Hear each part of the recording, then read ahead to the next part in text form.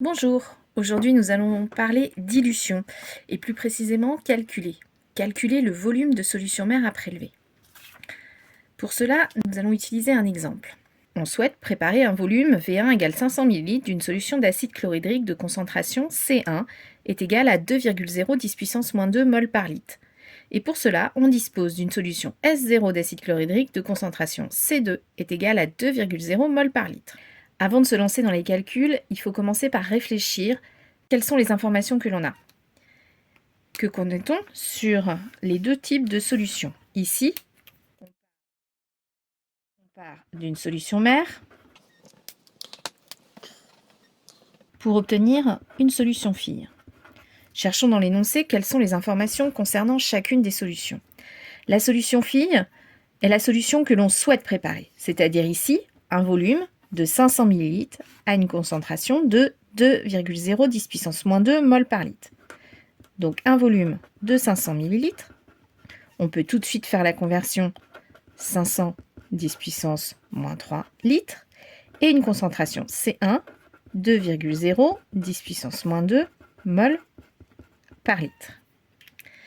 La solution mère, c'est la solution que l'on a au départ, c'est-à-dire la solution de concentration C2 est égale à 2,0 mol par litre.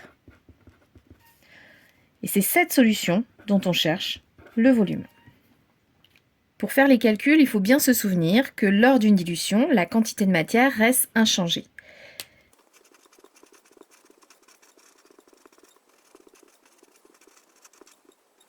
Il y a une égalité entre la quantité de matière de la solution fille et la quantité de matière de la solution mère. Or, par définition, on peut déterminer la quantité de matière telle que N est égal à C fois V. Appliquons cette relation à notre égalité ici.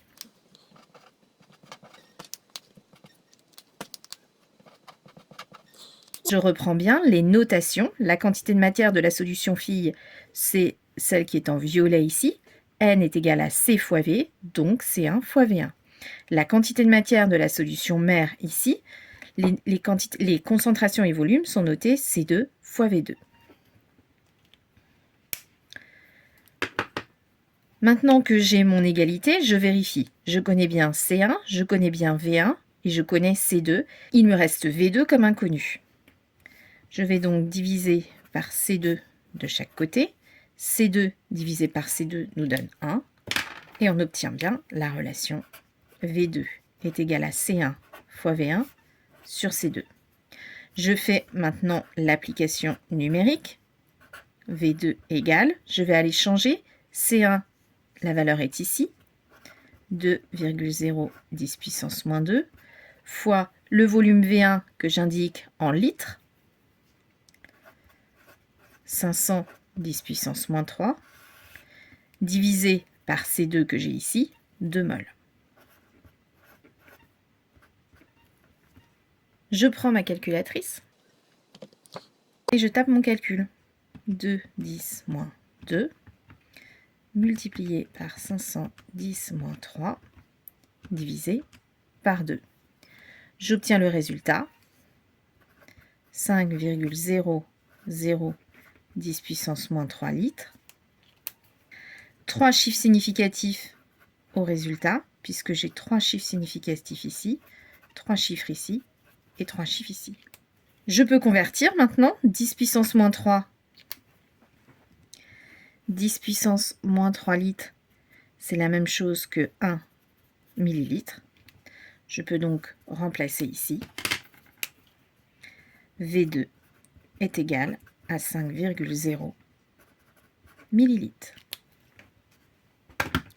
Pour préparer cette solution-là, je vais devoir prélever un volume de 5 ml à la pipette jaugée et que je mettrai dans une fiole jaugée de 500 ml.